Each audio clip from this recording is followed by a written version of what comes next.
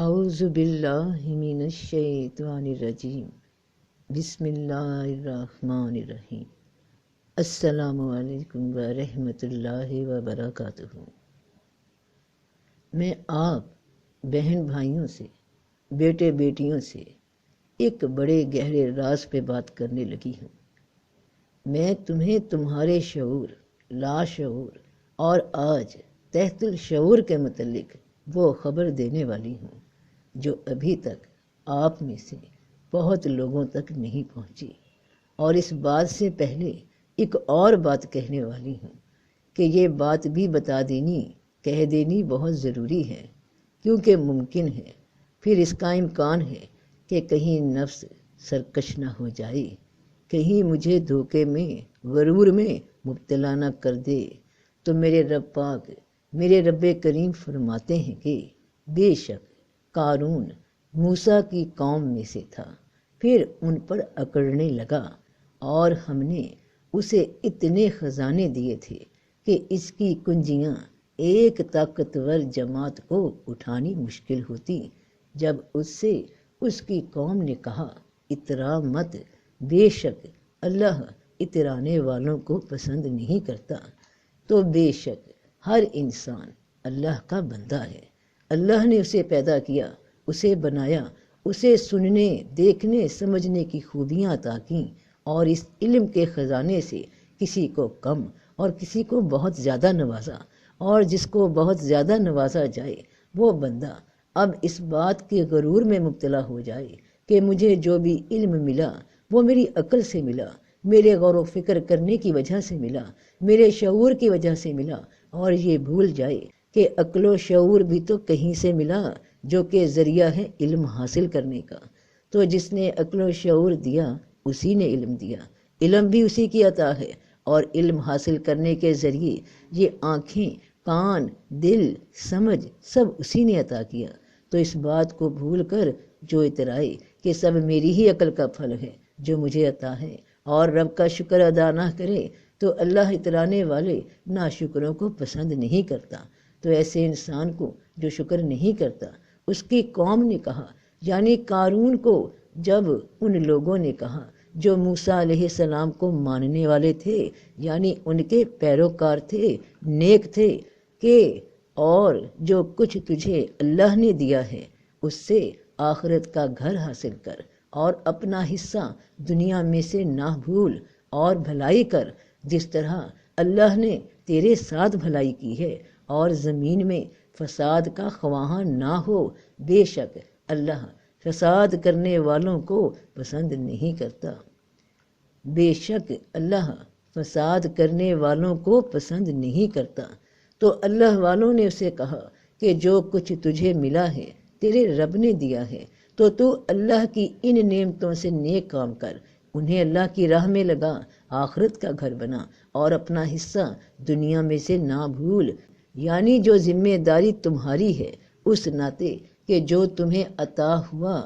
چاہے علم میں سے، چاہے مال میں سے، اس میں سے مخلوق خدا کا بھی حصہ رکھ، اور بھلائی کر انسانوں کے ساتھ جیسی رب نے تیرے ساتھ کی، کہ تجھے دولت عطا کی، دنیا کی، علم کی، تمام دولت، تمام علم، تمام آسمان اور زمین اور جو کچھ اس کے درمیان ہے سب اللہ کا ہے، اس نے تجھے اس میں سے عطا کیا، تو بھی عطا کر اس میں سے جو تجھے عطا ہوا مخلوق خدا کے لیے، اور اس زمین میں اپنے اس جسم میں اپنے اس نفس کو راضی رکھنے کے لیے ان کاموں پہ عمل مت کرو جو اللہ کو پسند نہیں، وہ عمل نہ کرو کہ جو خوبی تجھے رب نے دی تو اسے جوڑ جوڑ کر اپنے ہی واسطے رکھے، ان نصیحتوں کے باوجود جو انسان اپنا آپ نہ چھوڑے، اپنے مرتبے میں غرور میں مبتلا ہو کر کہے یہ تو مجھے ایک ہنر سے ملا ہے جو میرے پاس ہے۔ کیا اسے معلوم نہیں کہ اللہ نے اس سے پہلے بہت سی امتیں جو اس سے قوت میں بڑھ کر اور جمعیت میں زیادہ تھیں ہلاک کر ڈالی ہیں، اور گناہ گاروں سے ان کے گناہوں کے بارے میں پوچھا نہیں جائے گا، کہ سمجھانے والوں سے پھر وہ کہتا ہے کہ تم مجھے کیا سمجھا رہے ہو، میرے پاس جو کچھ ہے وہ میں نے اپنی عقل سے اپنی محنت سے حاصل کیا ہے۔ میری عقل تھی، میں نے پیسہ کما لیا، میرا غور و فکر تھا، میں نے علم حاصل کر لیا، میں نے مراقبے کیے تو مجھے یہ سب علم حاصل ہو گیا، تو جو کیا میں نے کیا اور یہ بھول گیا کہ تم سے بھی بڑے بڑے غرور کرنے والے رب نے مٹی میں ملا دیے، جو تمہارے سے زیادہ عقل مند اور دولت والے تھے، اور اس گناہ پہ کہ انہوں نے رب پاک کی ناشکری کی، اس کی نعمتوں کا شکر ادا نہ کیا، تو انہیں ہلاک کر دیا گیا۔ اس دنیا کی زندگی میں بھی اور آگے آخرت کے دن بھی انہیں یہ موقع نہیں دیا جائے گا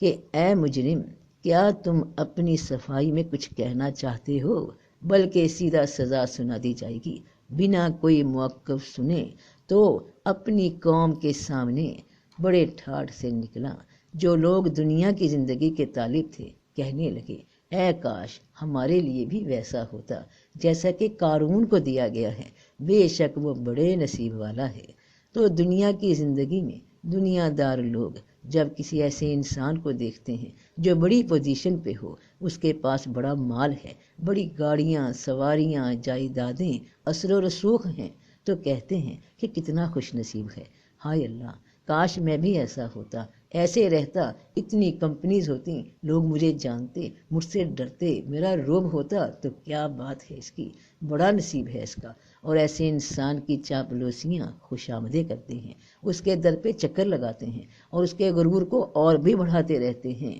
جبکہ اور علم والوں نے کہا کہ تم پر افسوس ہے، اللہ کا ثواب بہتر ہے اس کے لیے جو ایمان لایا اور نیک کام کیے، مگر صبر کرنے والوں کے سوا نہیں ملا کرتا۔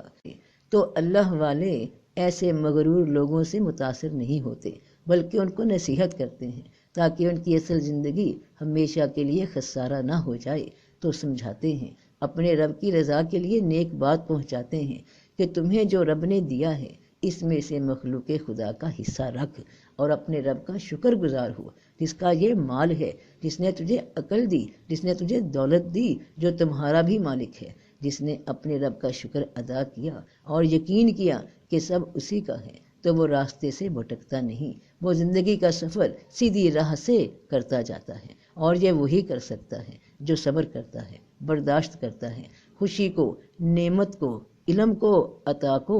جب صبر سے برداشت کرتا ہے کہ اس پہ پھولے نہیں سماتا، حد سے باہر نہیں ہوتا، جو نہیں اتراتا کہ مجھے نعمتیں مل گئیں، میں کوئی بڑا قابل ہوں، بڑا اللہ کا پیارا ہوں، تو ایسے کرنے والوں کو پھر ہم نے اسے اور اس کے گھر کو زمین میں دھنسا دیا، پھر اس کی ایسی کوئی جماعت نہ تھی جو اسے اللہ سے بچا لیتی اور نہ وہ خود بچ سکا۔ تو ایسے لوگ جو غرور میں مبتلا ہوں اور جس نعمتوں کی بدولت وہ غرور میں آ گئے، تو اللہ پھر ایسوں کو ان کی نعمتوں سمیت زمین بوس کر دیتا ہے، ان عقلوں کو مٹا دیتا ہے جن پر انہیں ناز تھا کہ ہم نے جو حاصل کیا اور اس عقل کی وجہ سے حاصل کیا، تو وہ اب عقل بھی گئی، وہ بھی گیا، اور وہ گھر، وہ اس کا جسم جس میں تھا، وہ بھی مٹی ہو گیا۔ اور پھر کوئی جماعت، کوئی عقل، کوئی شعور، کوئی تدبیر، کوئی موقع نہ رہا جو اس کی نعمتوں کو اور اس کو اللہ سے بچا لیتا، اور نہ وہ خود بچ سکا کہ آخرت میں جہنم پہنچا دیا گیا، دنیا بھی گئی، آخرت بھی گئی۔ تو قرآن زندہ کلام ہے جو زندگی پہ اثر کرتا ہے، جو تمہارے ساتھ ساتھ جیتا ہے، جو تمہاری خبریں تمہیں دیتا ہے، یہ فقط ایک کتاب نہیں، کچھ اور چیز ہے۔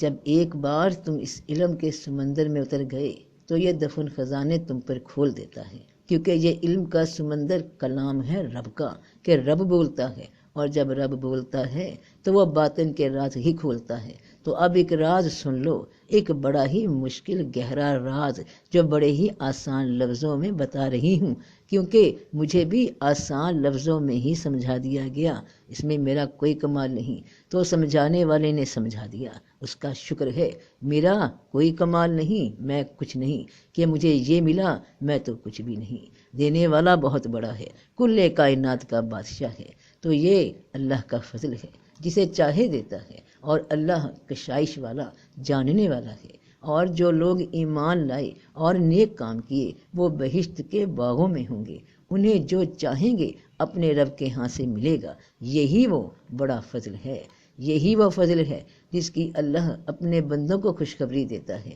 جو ایمان لائے اور نیک کام کیے، اور جو نیکی کمائے گا تو ہم اس میں اس کے لیے بھلائی زیادہ کر دیں گے۔ بے شک اللہ بخشنے والا قدردان ہے۔ تو جو شکر کرتا جائے گا، اس بات کا اقرار کرے گا کہ میں بندہ ہی ہوں اور مجھے عطا کرنے والا صرف میرا رب ہے، اور اس کا شکر ہے ایک ایک نعمت پہ، اس کی ایک ایک عطا پہ اس کا شکر ہے کہ اس نے عطا فرمایا۔ میرے پلے کیا ہے، میں کیا ہوں، میری عقل کیا ہے، میرا اختیار کیا ہے، جو ملا اور جو مل رہا ہے اور جو ملتا ہے سب اسی کی عطا ہے۔ بادشاہی فقیری سے عطا ہوتی ہے، اور فقیری عاجزی سے عطا ہوتی ہے۔ عاجزی وہ جھک جانا ہے، اپنے رب کے آگے سرنڈر کر دینا ہے کہ تو ہے، تو ہی میرا رب ہے، میرا مالک، میری عقل کا، جان کا، شعور کا تو ہی عطا کرتا ہے مجھے علم، اور تو ہی راستہ دکھاتا ہے مجھے، تو ہی راز بتاتا ہے۔ تو فقیری میں بادشاہی ہے جو عاجزی سے عطا ہوتی ہے، اور یہ دولت ہر دن، ہر لمحہ، ہر آن شکر کے ساتھ بڑھتی جاتی ہے، کیونکہ فقیر اپنی دولت پہ غرور اختیار نہیں کرتا، صرف عاجزی اختیار کرتا ہے۔ جتنی عاجزی بڑھتی جاتی ہے اتنا ہی دولت میں اضافہ ہوتا جاتا ہے۔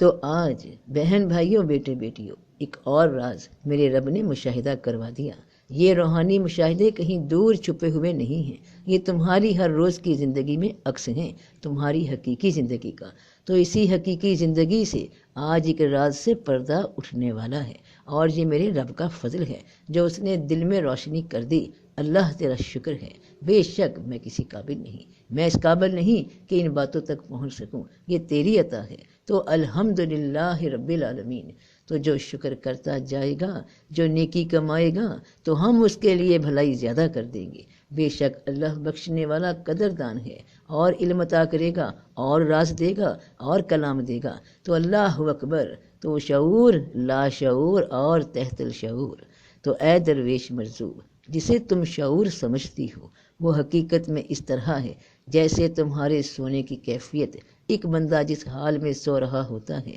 ہر طرف سے سکون، حواس میٹھی نیند کی حالت میں سو رہے ہیں، بہت سکون سا محسوس ہو رہا ہے، دماغ گہرائی میں جا چکا، ارد گرد کا شور سنائی نہیں دے رہا، آنکھیں بند ہیں، بہت راحت میں ہے انسان اس کیفیت میں، مکمل تسلی ہے ہر جانب سے۔ بس ایسی میٹھی نیند سے اٹھنے کو دل نہیں کرتا کہ اچانک کوئی جھنجھوڑ دے، زبردستی جگا دے۔ میں جاگنا ہی نہیں چاہتی، مجھے کیوں جگا دیا، میں کتنی سکون میں تھی، تم نے میرا آرام کیوں خراب کر دیا، مجھے سخت ناگوار ہو رہا ہے، میرا دل نہیں کر رہا اٹھنے کو، کیوں جگایا مجھے، میرا سارا سکون برباد ہو گیا۔ تو خیر، جگا دیا گیا اس نیند سے، جب اٹھا نہیں تو جگا دیا گیا، مگر اس جاگنے کا فائدہ نہ ہوا، الٹا نقصان ہو گیا کہ اپنی خواہش، اپنی مرضی اس میں شامل نہ تھی۔ نفس کو یہ بات پسند ہی نہیں کہ اسے ایسی حالت سے اٹھا دیا جائے جو اسے سب سے زیادہ منظور ہے۔ تو پہلا مرحلہ شعور، یہ مادی زندگی، یہ زندگی، یہ دنیا کی زندگی بالکل اس نیند کی طرح ہے جس میں انسان بے خبر سو رہا ہے، میٹھی نیند سو رہا ہے، سمجھتا ہے کہ ہمیشہ یہ کیفیت رہے گی۔ نفس بہت خوش ہے اس حالت میں کہ سوتا ہی رہے، کہ اچانک کسی نے جھنجھوڑ دیا، جگا دیا، یعنی موت آ گئی۔ شعور لا شعور میں داخل ہو گیا، حقیقت میں آ گیا، وہ سب بات جو شعور کی حالت میں، نیند کی حالت میں آنکھوں کے سامنے نہ تھی، اب اچانک نظر آنے لگی۔ بندہ پریشان ہو گیا، ٹھیک اس کیفیت کی طرح کہ جب انسان نیند کے دوران کسی خواب کی کیفیت میں اس حد تک ڈوبا ہوا ہوتا ہے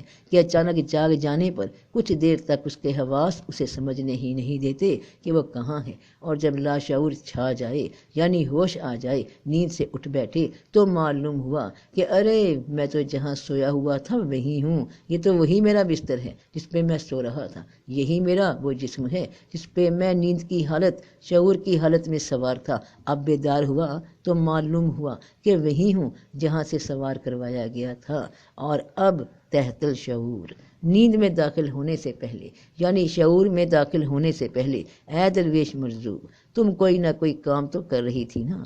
اب ذرا گہری بات ہے، اب بات ذرا گہری ہے، اسے پہلے ایک دنیاوی مثال سے سمجھ لو کہ روزانہ رات ہو جانے کے بعد انسان کو جس وقت نیند آ جاتی ہے تو نیند آنے سے پہلے وہ جس کام میں مصروف ہوتا ہے اسے پھر نامکمل حالت میں یہ کہتے ہوئے چھوڑ دیتا ہے کہ صبح اٹھنے پہ مکمل کر لوں گا۔ تو نیند میں، یعنی شعور میں، یعنی دنیا میں چلے گئے، نیند کی حالت میں کچھ دھندلے کچھ واضح خواب سے ہیولے سے نظر آتے رہے، اور جو شخص ذمہ دار ہے، اپنے کام سے اپنی ذمہ داری سے مخلص ہے، اس کا خیال اسے نیند کی حالت میں بھی آگاہ کرتا ہے کہ تم خواب میں خواب دیکھ رہے ہو اور یہ وقتی نیند ہے، اور اس کے کان بیدار ہیں۔ تو جب اس کے لاشعور کا وقت ہوگا، اس کی موت کا وقت ہوگا، یعنی اٹھ جانے کا وقت ہوگا، تو وہ بجائے کہ جھنجھوڑ کر زبردستی اٹھایا جائے، وہ خود ہی اپنے وقت پہ بیدار ہو جائے گا۔ وہ اپنے نفس پہ اس حد تک قابو کر چکا کہ نفس بھی اب اس اٹھنے پہ ناگواری محسوس نہیں کرتا،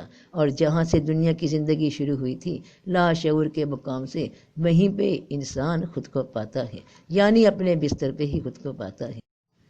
یعنی انسان مرضی سے اٹھا یا زبردستی اٹھایا گیا، وہ اسی جگہ خود کو دیکھے گا جہاں سویا ہوا تھا۔ اور اب اصل کہانی، آخرت کی کہانی، حقیقت کی کہانی یہاں سے شروع ہوتی ہے کہ اس سونے سے پہلے تم جو کر رہے تھے اسی کی طرف لوٹ جاؤ گے۔ جو کام کرتے تم چھوڑ آئے تھے، اٹھنے کے بعد وہیں لوٹ جاؤ گے۔ تحت الشعور پہ پہنچے تو کسی نے دیکھا کہ وہ جنت میں ہے، جنتیوں والے عمل کر رہا تھا کہ اس دوران نیند آ گئی، نیند سے اٹھا تو پھر اسی کام کو مکمل کرنے کے لیے اپنے مقام پہ چلا گیا، اور کچھ نے دیکھا کہ وہ دوزخ میں ہیں۔ سونے سے پہلے وہ دوزخیوں والے عمل ہی کر رہے تھے، تو جب نیند کی حالت میں بھیجے گئے تو اٹھنے کے بعد اب اپنا کام مکمل کرنے اپنے مقام پہ پہنچ گئے۔ ٹھیک اسی طرح جس طرح ہم میں سے ہر انسان روزانہ سونے سے پہلے جب کسی اہم کام میں مصروف ہوں اور نیند آنے پہ خود کو یہ کہہ کر سو جاتے ہیں کہ باقی کام صبح مکمل کر لیں گے، تو یہ صبح وہ دن ہے قیامت کا، جس دن انسان اپنی فطرت کے مطابق جیسا کہ وہ تھا اپنے مقام پہ پہنچا دیا جائے گا۔ زندگی کا یہ سفر شروع وہاں سے ہونا ہے۔ دنیا میں الٹ دکھتا ہے کہ شعور پہلے ہے، لاشعور بعد میں، اور تحت الشعور آخر میں، جبکہ حقیقی زندگی میں یہ سفر تحت الشعور سے شروع ہوا، ازل سے شروع ہوا، اور گھوم پھر کر وہیں پہنچ جانا ہے جہاں سے چلے تھے۔ رسول پاک صلی اللہ علیہ وآلہ وسلم کی محبت رکھنے والا وہیں سے محبت لے کر ہی چلا، وہیں سے عقیدت مند ہو کر چلا، وہیں سے اطاعت لے کر چلا، اور جو اس سے انکاری ہوئے وہ دنیا میں بھی انکاری رہے۔ وہ بھول گئے کہ دنیا کی زندگی تو وقتی ہے، ختم ہو جانی ہے، اور آخرت کی زندگی باقی رہنی ہے، ہمیشہ رہنی ہے۔ تو تم اپنی ہی حقیقت کا آئینہ تھے، جس کا عکس دنیا میں نظر آتا رہا، عکس ہی تمہاری حقیقت تھا، اور جو عمل کے ساتھ ساتھ نظر آتی رہی۔ اس نفس کو غفلت سے اٹھا دینے کا راز قرآن نے بتا دیا، اور رسول پاک صلی اللہ علیہ وآلہ وسلم نے انسانوں تک پہنچا دیا کہ اے اوڑھ لپیٹ کر سونے والے، کیا لپیٹا ہوا ہے انسان پہ، کیا لپٹا ہوا ہے انسان پہ؟ اس کی جان، اس کا نفس، اس کا مادی جسم جس کے ساتھ وہ دنیا میں داخل ہوا۔ تو قیام کرو رات کو مگر کم، کہ رکو ٹھہرو برتو اس دنیا کو مگر اتنا ہی جتنا کہ حکم ہے، اور اس میں دل اتنا ہی لگاؤ، اس سے زیادہ نہیں، اسے اتنا ہی برتنا جتنا حکم ہے، بلکہ آدھا اس کا یا کم کرو اس سے تھوڑا سا، کہ جس نے اس دنیا کی زندگی کو واجبی سا گزارا، کہ جس نے اپنے نفس کو اس چادر کو جو تم پر اڑا کر مادی جسم بنا کر دنیا میں بھیجا گیا، تو جتنی اس نفس نے خواہش کی تم اس کا کہنا نہیں مانتے، یعنی اس کو پرہیزگار بنا دیا، روکتے رہے، خواہشات سے دباتے رہے اس کی خواہشات کو، تو بے شک رات کا اٹھنا نفس کو خوب زیر کرتا ہے اور بات بھی صحیح نکلتی ہے۔ تو دنیا ایک رات ہے جہاں انسان نیند کی حالت میں اتارا جاتا ہے، اور آزمائش کے لیے انسان کو جس کیفیت میں اتارا گیا وہ اس کا نفس ہے، جس کی خوبی ہے کہ وہ خواہش کرتا ہے، اور جس نے اس کو خواہش سے روکا، اس کو قابو کیا، تو وہ دنیا کی نیند کی حالت میں بھی حقیقی زندگی کی جانب بیدار رہتا ہے، اور اس بیداری کی ٹریننگ ہر روز انسان پہ آتی ہے۔ یہ شعور، لا شعور اور تحت الشعور، کہ نیند سے پہلے جس حال میں تھے وہ تمہاری حقیقت نیند میں چلے گئے، شعور میں چلے گئے، بیدار ہوئے تو معلوم ہوا کہ وہیں تھے جہاں سے سلائے گئے، یعنی لا شعور، اور پھر بیدار ہو جانے کے بعد اسی کام کو پورا کرنے، یعنی زندگی کو پورا کرنے آخرت میں داخل ہو گئے، لا شعور سے تحت الشعور میں داخل ہو گئے۔ تو ہر روز اس کی ٹریننگ دی جاتی ہے بندے کو کہ اپنی مرضی سے اٹھ جائے، بجائے کہ جھنجھوڑ کر زبردستی اس میٹھے خواب سے فریب دنیا سے اٹھا دیا جائے۔ اور اس فریب سے اٹھنے کے لیے روزانہ فجر کا وقت جب اذان ہوتی ہے، انسان میٹھی نیند میں ہوتا ہے، نفس کو ناگوار لگتا ہے اٹھنا، تو جو لوگ کسی کے زبردستی اٹھائے بنا خود اللہ کے نام پر اس کے بلاوے پر خوشی سے اٹھ جاتے ہیں، وہ اس دنیا کو، اس جسم کو اسی آسانی اور خوشی کے ساتھ اپنی مرضی کے ساتھ موت کے بلاوا آنے پہ چھوڑ دیں گے۔ اور جن کو زبردستی اٹھایا جاتا ہے اللہ کے حکم کے لیے، نماز کے لیے، تو جس طرح انہیں نیند کو چھوڑتے ہوئے تکلیف ہوتی ہے تو زندگی کو چھوڑتے ہوئے دکھ، غم، افسوس اور پریشانی، بے چینی، بے سکونی ہوتی ہے۔ نفس کو بہت برا لگتا ہے کہ میٹھی نیند چھوڑنا، تو ان کو زندگی چھوڑتے وقت بڑی تکلیف ہوتی ہے اور اگلے مرحلے بھی سخت ہو جاتے ہیں۔ جب حقیقت آنکھوں کے سامنے ہو گئی اپنی ہی کہ یہاں یہ کام کر رہے تھے کہ دنیا میں آزمائش کے لیے بھیج دیا گیا کہ جاؤ وہاں جا کر ایسے عمل کرو جو رب تم پر رحم فرمائے، تمہیں بخش دے، اور جو فصل تم یہاں بو کے جا رہے ہو وہ تمہاری توبہ، تمہاری معافی طلب کرنے سے خیر کی شکل اختیار کر لے، تو جو نیند کی حالت میں جا کر بھی خواب میں فرق نہ کر سکے تو وہ اسی جگہ اسی مقام پر اٹھیں گے اور جو کر رہے تھے وہیں لوٹا دیے جائیں گے۔ اپنے نفس کو اگر اللہ کے قانون کے مطابق ٹرینڈ کر دیا تو نتیجے بڑے خیر کے ہوں گے، برکات کے ہوں گے۔ نیند سے خود کو بیدار کر لیا کرو، نفس کی میٹھی نیند اسے مت دو۔ جب اللہ کا بلاوا آ جائے، جب رات ڈھل رہی ہو اور دن چڑھ رہا ہو تو دن میں داخل ہو جانا، اپنے رب کو راضی کرنا، بسم اللہ کر کے اٹھنا کہ میرے رب نے مجھے بلایا، محبت سے اٹھنا، وضو کرنا، فجر کی نماز ادا کرنا، اس وقت کو ہاتھ سے مت گنوا اے درویش مرزو، یہ پھر نہیں آنا، اور یہاں سے جا کر یہ موقع بیداری کا دوبارہ نہیں ملنا۔ نفس کو یہیں سے قابو کر لو، ابھی موقع ہے، وقت ہے، تو سب کا بھلا، سب کی خیر، جیتے رہو بہن بھائیوں، بیٹے بیٹیوں، اللہ رنگ لگا دے، آمین یا رب العالمین، فی امان اللہ۔